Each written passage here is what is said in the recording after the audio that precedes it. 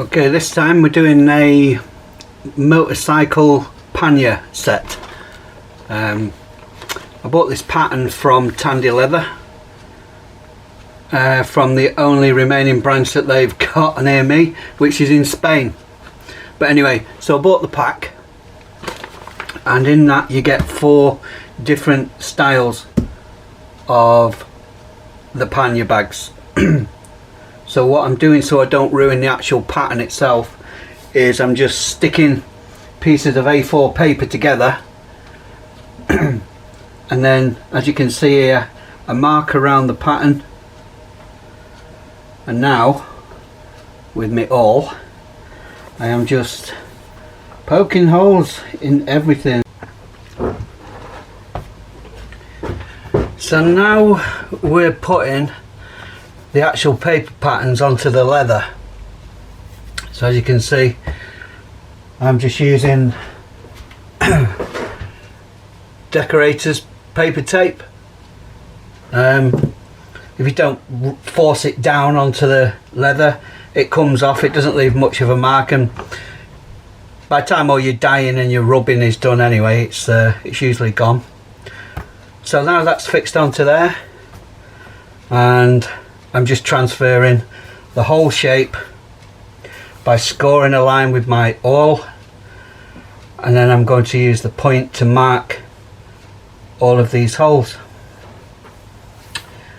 like so. I've done most of it now. It's just one more piece and then 2 tiny pieces to do. Everything's been copied out. I've just stuck pieces of paper together, just old scrap pieces, and traced it all out from the original pattern. I can cut these out and then use these to stick on the leather, and then we'll cut the leather out. And all the holes are done all the way along the edges. All the instructions have been exchanged onto these pieces. The designs have been copied on, and now it's just a matter of cut it all out and move on to the next step.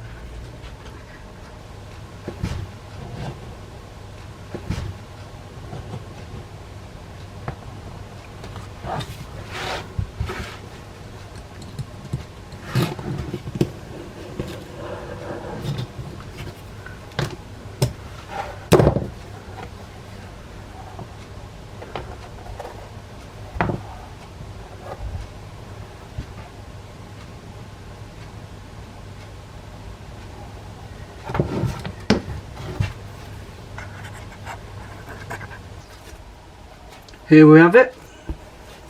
Don't know if you can see that. That's the oak leaves with acorns, and you can see that the dampness is still in the leather. That'll dry off. If you are doing one of these and you dampen the leather, don't just dampen where you do the picture. Dampen the whole leather, even the bit where you're not going to do it. It just, every time you put water on leather, it goes slightly darker. So you want the whole thing. I mean, if you're going to dye it black or dark brown, it doesn't really matter that much, but it's something to bear in mind dependent on what colour you're going to have it.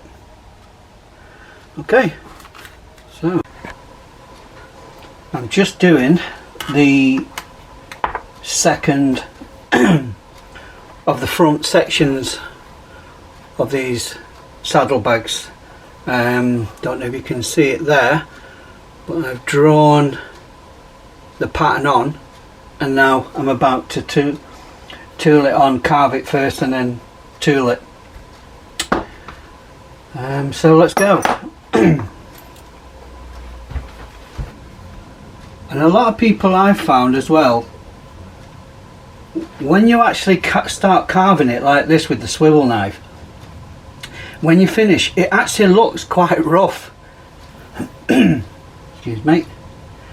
And it doesn't start looking better until you start tooling it, because then all those rough edges that the knife creates get smoothed off. And I've actually seen people carve patterns and then chuck them away before they've even tooled them, because they think it looks rough. Well, just so that anybody watching these knows, every single thing that I carve always looks rough. It's not because I've done a rough job, it's because the cutting of the blade through the leather just makes rough edges. But those rough edges come off when you do the tooling, and then later on when you do your polishing and your dyeing and then rubbing it with wax and all kinds of things. It all smooths the edges off. So I would encourage anybody who thinks their work looks rough to keep going. Don't judge it until it's finished. And then if you think something looks rough, practice until it doesn't look rough anymore. And I'm just using a very small tool. You can see it. Oh, I don't think you're going to be able to see it. No, sorry about that. It's a very small tool and it's just kind of pitted, and it gives it a really nice look. It's one of the tools that's called, or known as, a backgrounder, and it kind of, as you can see, it kind of gives off shadows by sinking the leather down around your pattern, which makes the pattern stand out more. So we're just doing that, just going round it gently, whatever. There's no hard and fast rule, it's just whatever you think looks good to you.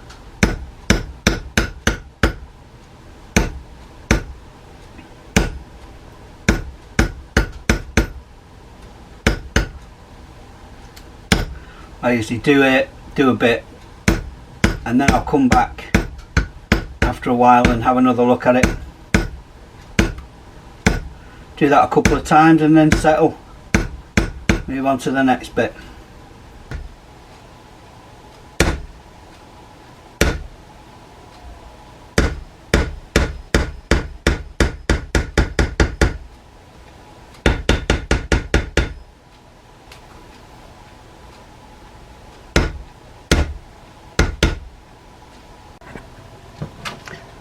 We started off with the pattern.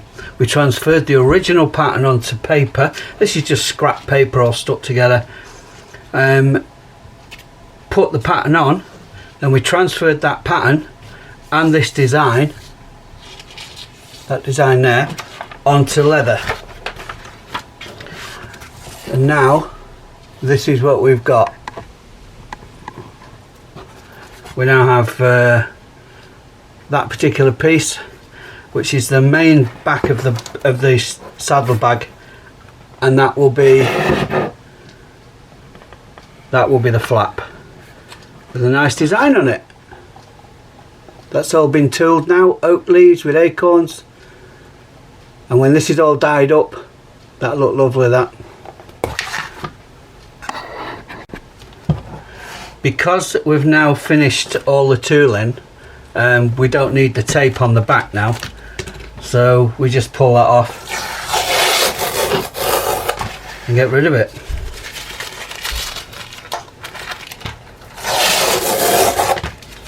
As simple as that. And because it's only paper tape, it doesn't leave any damage to the leather at all. Any marks that you see on there are from the leather itself.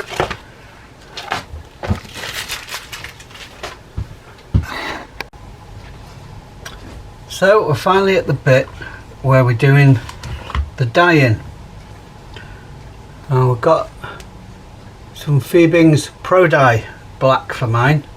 You can have whatever colour you want, can't you? But I've got black.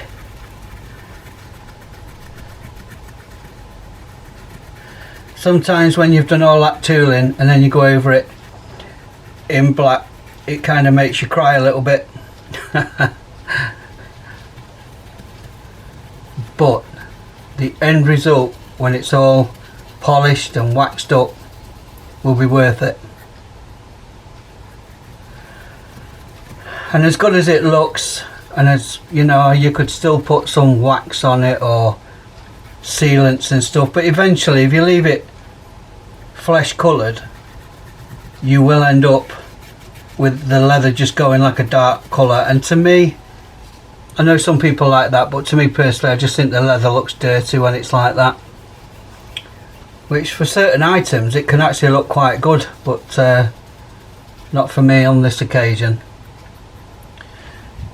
So I'm just using a wool dauber and doing circles, putting it on.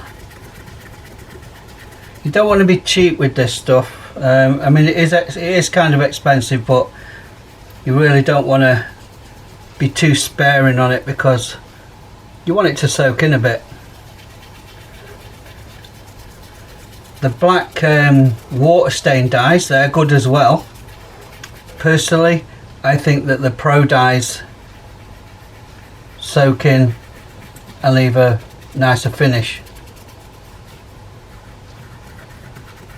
So I'll just keep doing this all the way on every piece until we're ready for the next step.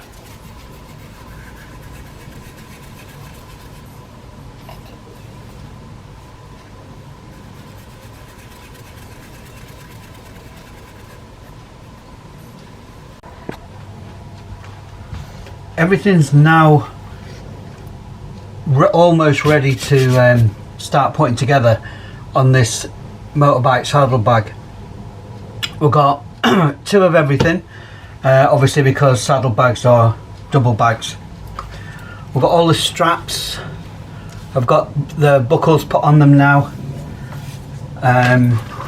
We've got the heat shields are now complete. They just clip together like that. I'll show you how those go together as we go along. Okay, starting to sound like an Australian here. Right, so we get all these out of the way. As I say, all the other pieces are done as well. Let's go out a bit there so you can see. All the other pieces are done. I've put some eyelets on this piece. It's only on the one side. And now we are about to start stitching the pieces together. We're going to hand stitch, and we're going to use a wax thread and saddle stitch. So we need two needles, one on either end of the thread. And for anyone who's not actually seen that, how that works, you can go online and see that if you haven't been in my archive, because I show it loads of times in that.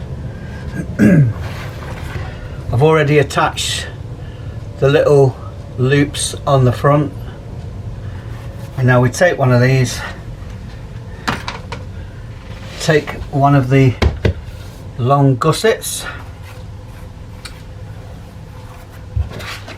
lay that front piece down, put the gusset next to it, and we line up the top hole of the gusset with the top hole of there, putting the gusset on the outside. Sometimes after you've punched holes, the punch that you use, you don't always have the exact size that you need. So I've used a small hole punch to go all the way along the edges around all the pieces, and then just before I start stitching I use the awl. It's just basically a big spike, and I just push it through the holes like this, and it just widens the holes just that little bit extra, so you can get two needles across each other at the same time through the holes, which is how we do the saddle stitching. Almost there. And probably when using an awl, is you have to be careful. It is a spike, and it's a very sharp spike, and I've lost count of the amount of times I've pushed it into my fingers by accident, so you have to be careful. Okay, so lay that piece like that. Excuse the phone going off then. Like this. Put one needle through the first hole on the front section. Place the gusset over the top, find the first hole on the gusset, bring the needle through.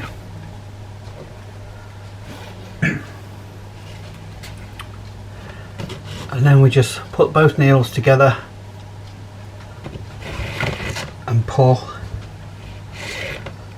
so that we've got two lengths of thread with a needle on each end and they're both the same length, and that's how we start.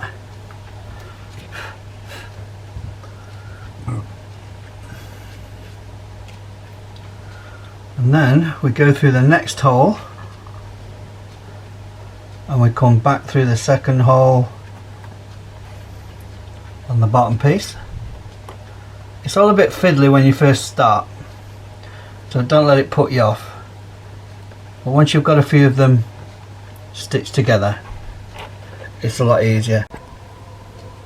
Now we're starting to put all the pieces together after everything's been dyed. So this is the gusset going onto one of the front sections of one of the saddlebags. Doing a saddle stitch, as I said before, which means I've got a needle on either end of the thread. I'm using waxed thread, 1mm, for anybody who's interested in that kind of thing. And we're just going round through one hole, through the other hole. I know you probably can't see this, but if you just follow where the needle's going, you get a rough idea.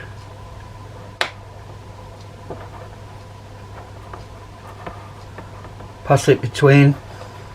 Now when you're doing any stitching, if you're watching for the first time, saddle stitching, whichever way you cross those needles on your first stitch, make sure you do that same crossover for every single stitch. And we just keep doing that, pull it tight and keep going around.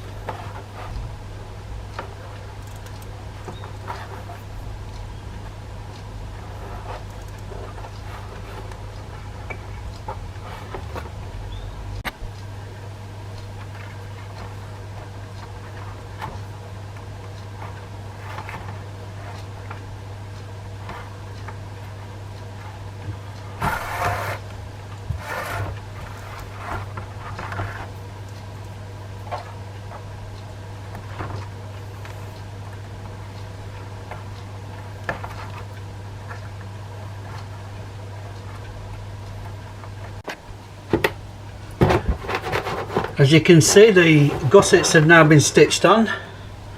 This is the first part of putting them together. So I've now got the two front sections done, all hand stitched, and we'll just wait now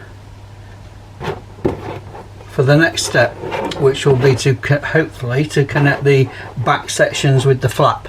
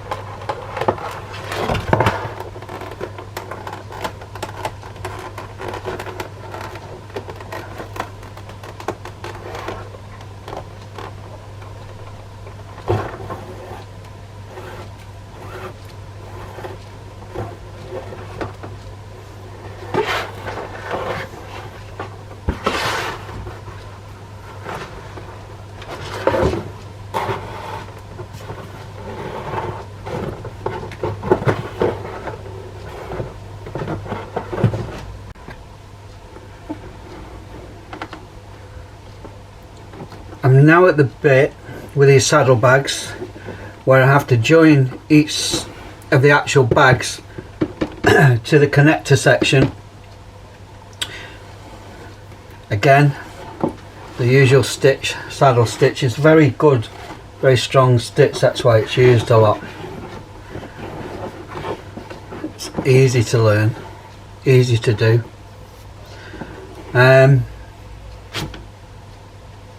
Yeah, so we're attaching this one here around this area here, and there's another one on the other end which will be attached onto there eventually.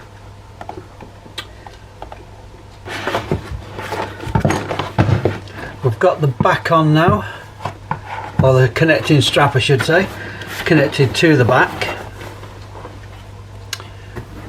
all nicely stitched on, holes ready for the closure straps, and that bends that way, and then we'll attach the other bag to that next.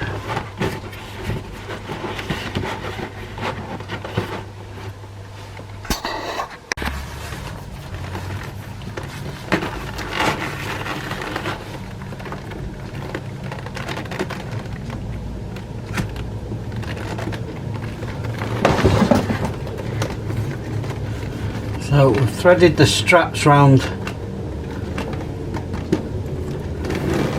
through those, round the back, over the top, and then I put a rivet on each one. I might put a couple more rivets just on the bottom just to hold those in position. Leg around there, leg one there, that passes through there,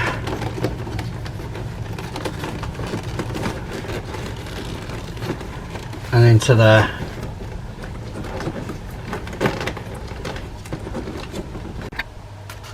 So I started off by buying the motorcycle accessory pattern pack by Tandy Leather.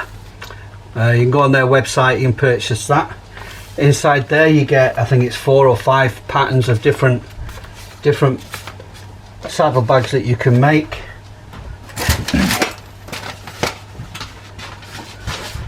And inside each one of them you get the actual pattern that opens up.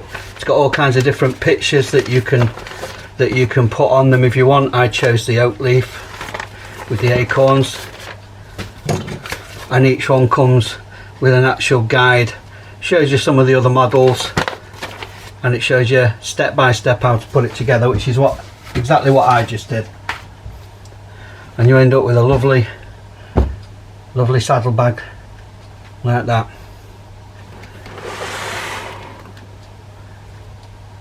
All I got to do is recoat everything, wax it all, and it's done.